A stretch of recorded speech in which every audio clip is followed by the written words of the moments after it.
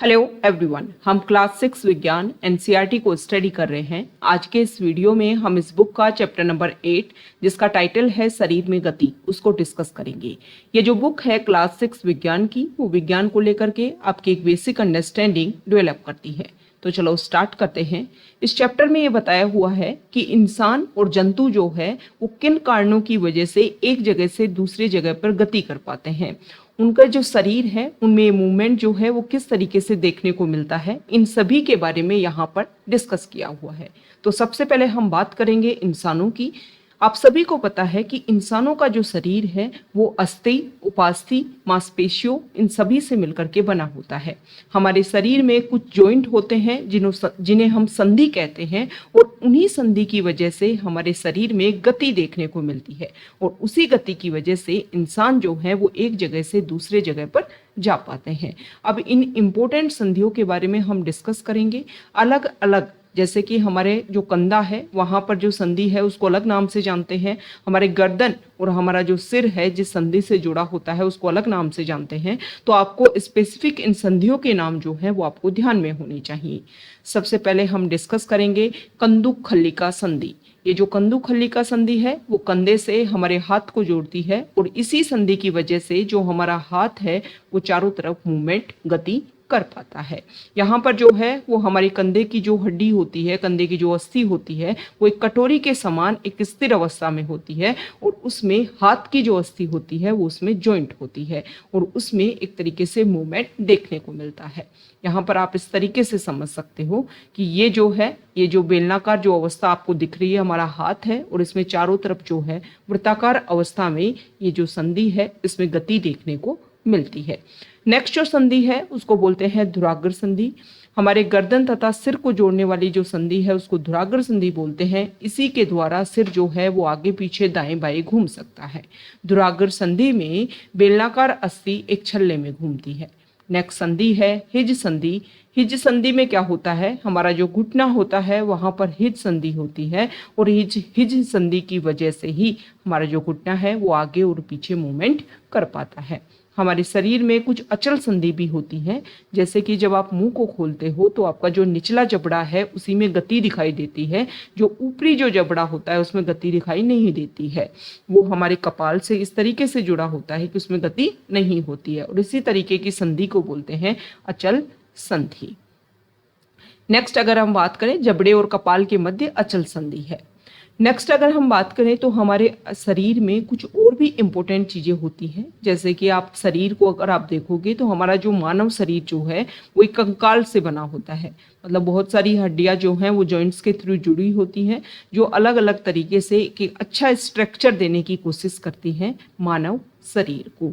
तो इसी मानव कंकाल के बारे में अगर हम देखें, सबसे इम्पोर्टेंट बात आप ये इमेजिन कीजिए कि हमारे शरीर में जो जॉइंट है वो अगर ना होते, एक ही अस्थि से हमारा पूरा शरीर बना होता, तो आप सोचिए कि मानव शरीर जो है वो किस तरीके से गति कर पाता। गति करना तो बहुत मुश्किल हो जाता, क्योंकि जब एक ही अस्थि से शरीर बना होगा तो उसमें जो मूवमेंट है, जो गति है, वो तो हो ही नहीं पाती। यहाँ पर सबसे पहले बताया हुआ है कि हमारा जो शरीर है, जब आप अपनी छाती के ऊपर टच करते हो तो आपको देखने को मिलता होगा कि यहाँ पर एक पिंजरे जैसी संरचना होती है, जिसको पसली पिंजर के नाम से जानते हैं। और इस पिंजरे में हमारे शरीर के कुछ इम्पोर्टेंट, कुछ कोमल अंग जो हैं वो सुरक्षित भी होते हैं।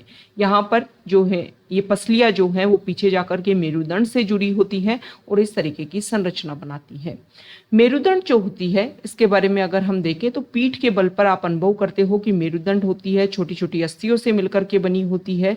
और ये जो मेरुदंड है वो हमारे शरीर को एक सीध में रखने में, एक तरीके से मतलब जो सीध में रखने में कोशिश करती है, उसमें सपोर्ट हमें प्रोवाइड करती है।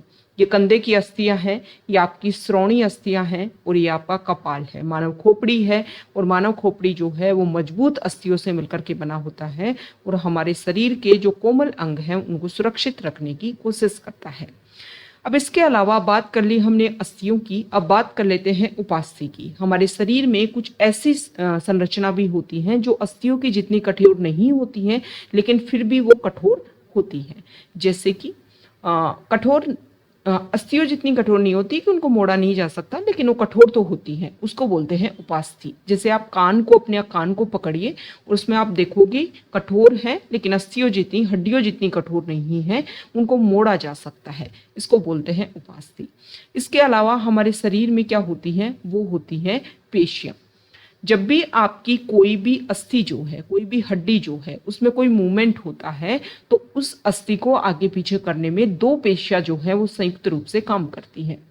दो पेशियों में से जब कोई अस्थि में मूवमेंट गति होती है तो एक पेशी जो है वो सिकुड़ती है, तो अस्थि जो है उस दिशा में खिंच जाती है। दूसरी पेशी जो है वो शिथिल होकर के लंबाई में बढ़ करके पतली हो जाती है और वापस अपनी अवस्था में आ जाती है। मतलब एक जो है वो सिकुड़ेगी, एक लंबी होकर के फैल जाएगी। फिर जो पहले वाली जो सिकड़ी हुई थी वो तो लंबवत होकर के फैल जाएगी, और जो पहले जो है जो लंबवत होकर के फैली हुई थी वो सिकुड़ जाएगी। इस तरीके से जो है किसी भी अस्थि को आगे पीछे करने में, उसको गति देने में जो है वो पेशियां, दो पेशियां जो है वो संयुक्त रूप से काम करती हैं। अब यहाँ पर ये बताया हुआ है, एक इम्पोर्टेंट फैक्ट है कि पेशी जो होती है, मसल जो होती है, वो केवल खींच सकती है, वो धक्का नहीं दे सकती है। ओके, तो एक अस्थि को गति देने के लिए दो पेशियों को संयुक्त रूप से काम करना होता है। अब ये तो हमने मानव के बारे में डिस्कस कर लिया। अब हम कुछ जंतुओं के बारे में डिस्कस करेंगे कि उनके चाल जो है, उनकी गति जो है वो किन कारणों से हो पाती है। सबसे पहले यहाँ पर एग्जाम्पल दे रखा है केंचुए का।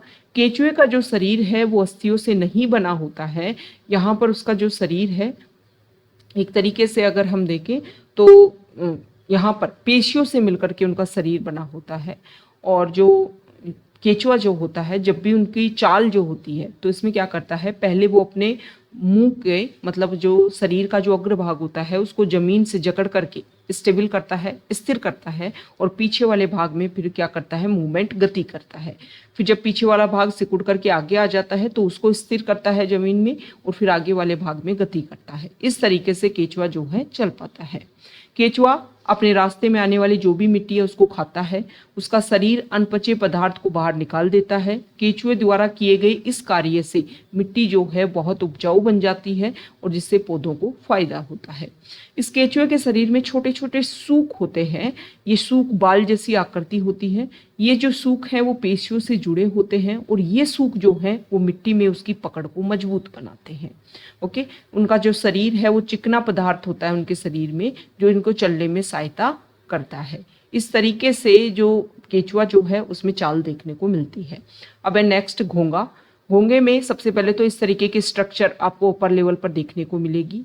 ये जो है वो हार्ड होता है, लेकिन अस्थियों से नहीं मिलकर के बना होता है, ये कवच होता है।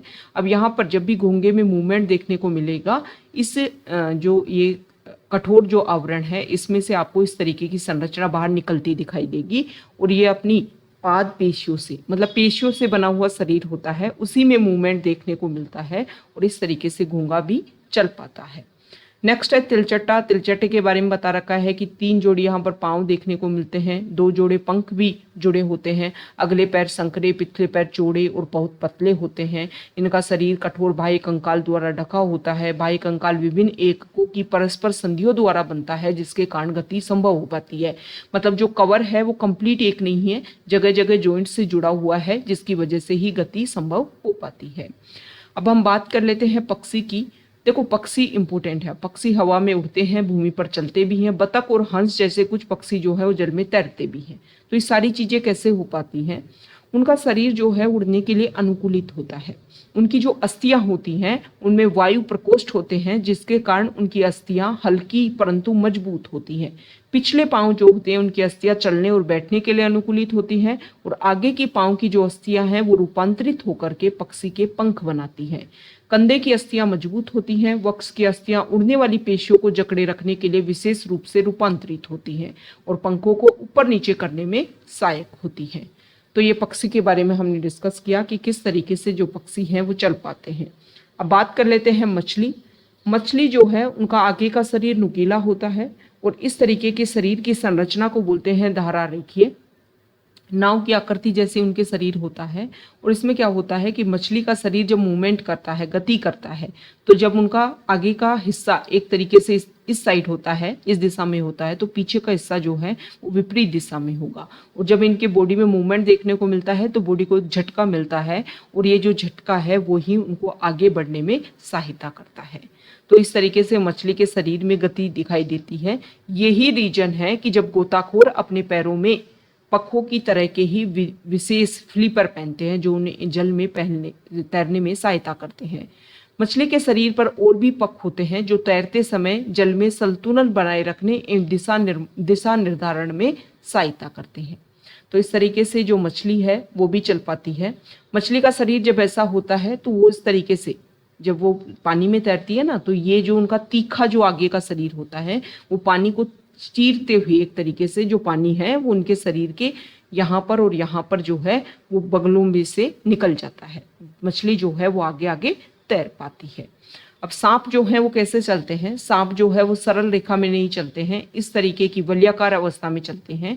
तो हर वलय जो है वो एक तरीके से उनको गति देता है और इसके थ्रू ही सांप जो है वो आगे चल पाते हैं। सांप का जो मेरुदंड जो होता है वो लंबा होता है, शरीर की पेशियां क्षीण और असंख्य होती हैं, आपस में ये जुड़ी होती हैं।